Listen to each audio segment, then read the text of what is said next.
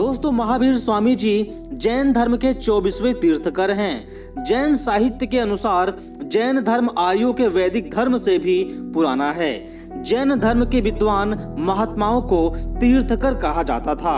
ऐसा माना जाता है कि महावीर स्वामी से पहले 23 जैन तीर्थकर हुए थे। पहले तीर्थकर ऋषभ देव और 23वें तीर्थकर पारसनाथ थे।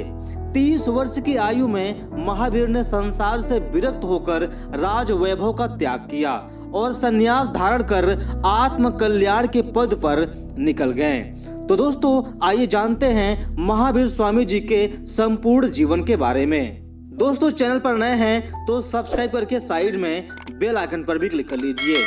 दोस्तों, भगवान महावीर स्वामी का जन्म 599 ईसा पूर्व वैशाली के निकट कुंड ग्राम में हुआ था। महावीर स्वामी के बचपन का नाम वर्धमान था, लेकिन जैन साहित्य में इन्हें महावीर और जिन नाम से भी पुकारा गया है। इनके पिता का नाम सिद्धार्थ था, जो क्षत्रिय वंश से संबंध रखते थे, और इनकी माता का नाम त्रिशला था, जो वैशाली के लिच्छवी वंश के राजा चेटक की बहन थी। दोस्तों, जैन ग्रंथों के अनुसार 23 नेतृत्व कर पारसनाथ के मोक्ष प्राप्त करने के 188 वर्षों बाद इनका जन्म हुआ था। जैन ग्रंथ उत्तर पुराण में वर्तमान, वीर, अतिवीर, महावीर और सन्मति ऐसे 5 नामों का उल्लेख है।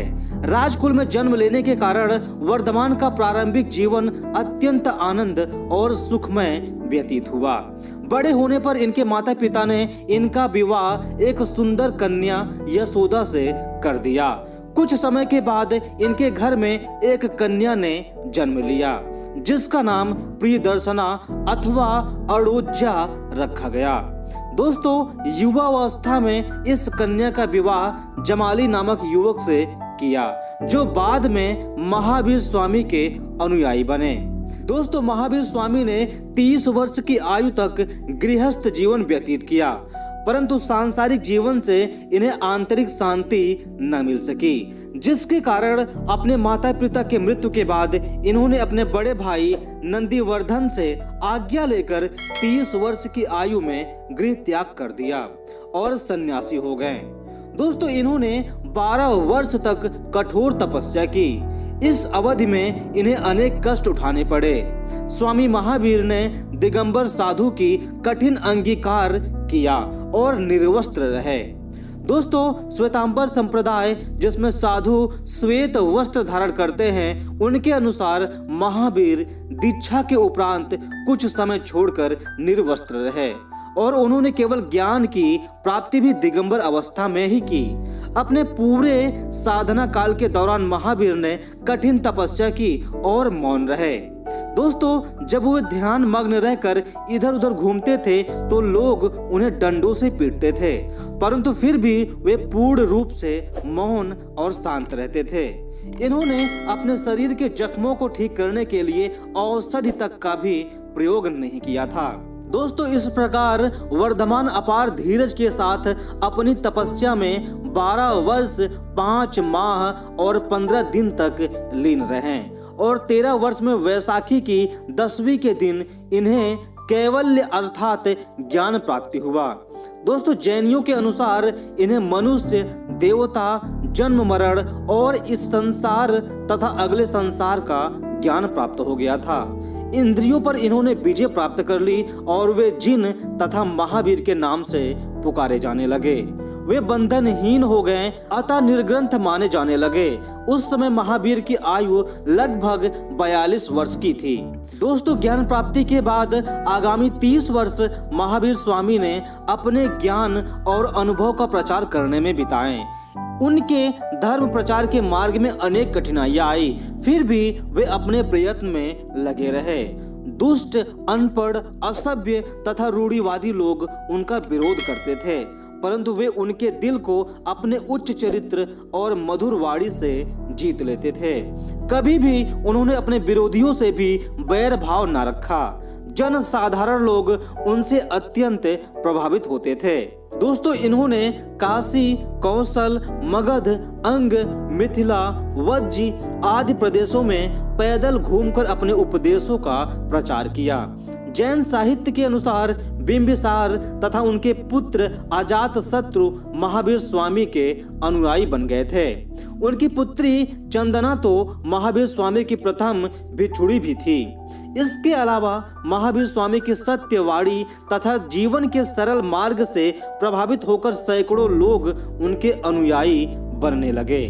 दोस्तों, राजा महाराजा, व्यवसाय व्यापारी तथा जन साधारण लोग उनके सिद्धांतों का अनुसरण करने लगे और धीरे धीरे उनके अनुयायियों की संख्या काफी बढ़ गई। दोस्तों, महावीर स्वामी के उपदेशों को कोई गुण दर्शन नहीं करता था। उनका उद्देश्य केवल धर्म समाज का सुधार करना था। उनसे पहले 23वें तीर्थकर पारसनाथ ने भी लोगों को शुद्ध जीवन जीने के उपदेश दिए थे। शुद्ध जीवन जीने के साथ साथ शरीर को कष्ट देने पर भी जोर दिया। दोस्तों, उनके द्वारा दिए गए दो सिद्धांत विधानात्मक सिद्धांत और निषेधात्मक सिद्धांत है। त्रिरत्न। दोस्तों, महावीर स्वामी ने लोगों को पहला उद्देश्य दिया है कि मनुष्य को मोक्ष प्राप्ति अथवा आत्मा की मुक्ति के लिए त्रिरत्न अथवा 3 उपदेशों पर चलना चाहिए, जैसे सत्य है, विश्वास, सत्य, ज्ञान तथा सत्य कार्य। इन्हें जैन धर्म में त्रिरत्न कहा जाता है। सत्य विश्वास के अनुसार मनुष्य को धर्म तथा जैन धर्म के 24 नेतृत्व में विश्वास होना चाहिए। उसे बेकार के आडंबर तथा धार्मिक विषयों पर समय नष्ट नहीं करना चाहिए। तीसरे रत्न असत्य क्रम के अनुसार मनुष्य को सत्य, अहिंसा तथा ब्रह्मचर्य का पालन करना चाहिए। नारियों के स्वतंत्रता पर बल। दोस्तों, महावीर स्वामी ने नारियों की समानता तथा स्वतंत्रता पर बल दिया। उन्होंने अपने संघ के द्वारा नारियों के लिए खोल दिए। उन्होंने घोषित किया कि पुरुषों की भांति नारियां भी निर्माण की अधिकारी हैं। 18 पाप। दोस्तों, जैन धर्म में 18 प्रकार के प्रमुख पाप बतलाए गए हैं जो मनुष्य को पतन की ओर ले जाते हैं। इनमें से प्रमुख इस प्रकार हैं: हिंसा, चोरी, क्रोध, मोह, लोभ, कलह, चुगली, निंदा इत्यादि। जैन धर्म के अनुसार मनुष्य को इन पापों का परित्याग कर निर्माण के मार्ग की ओर बढ़ना चाहिए। पुनर्जन्म का सिद्धांत। दोस्तों, मनुष्य को अपने कर्मों के कारण बार बार जन्म लेना पड़ता है। कर्म और पुनर्जन्म का सिद्धांत साथ साथ चलता है। जैन धर्म के अनुसार कर्मों के फल से बचने का कोई उपाय नहीं है। मनुष्य को अपने कर्मों का फल अवश्य मिलता है। व्यक्ति को जन्म और मृत्यु के चक्कर से बचाने के लिए शुद्ध कर्म करना चाहिए। 5 महाव्रत। दोस्तों, यह 5 महाव्रत जैन दर्शन की अमूल्य निधि माने जाते हैं। इनका पालन श्रमणों तथा संन्यास योग के लिए आवश्यक माना गया है।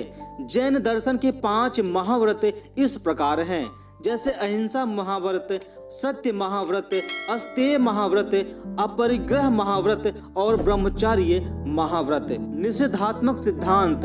ईश्वर में अविश्वास, यज्ञ और बलि में अविश्वास, संस्कृत भाषा और वेदों में अविश्वास, जाति प्रथा में अविश्वास। दोस्तों, 30 वर्ष तक अपने उपदेशों का प्रचार करने के पश्चात 527 ईसा पूर्व में महात्मा महावीर स्वामी का आधुनिक पटना के निकट पावा नामक स्थान पर देहांत हो गया। इस समय इनकी आयु 72 वर्ष थी।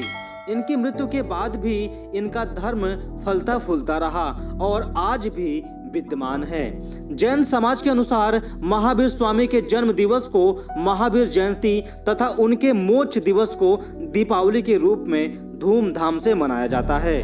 तो दोस्तों, हम उम्मीद करते हैं महावीर स्वामी के संपूर्ण जीवन के बारे में आप जान पाए होंगे। दोस्तों, वीडियो की जानकारी आपको कैसी लगी आप कमेंट बॉक्स में कमेंट करके जरूर बताइए। और हाँ, चैनल पर नए हैं तो सब्सक्राइब करके साइड में बेल आइकन पर भी क्लिक कर लीजिए। बाकी दोस्तों, नेक्स्ट वीडियो मिलते हैं नेक्स्ट टॉपिक के साथ। बाकी तब तक के लिए आप सभी का अपना कीमती समय देने के लिए बहुत बहुत धन्यवाद।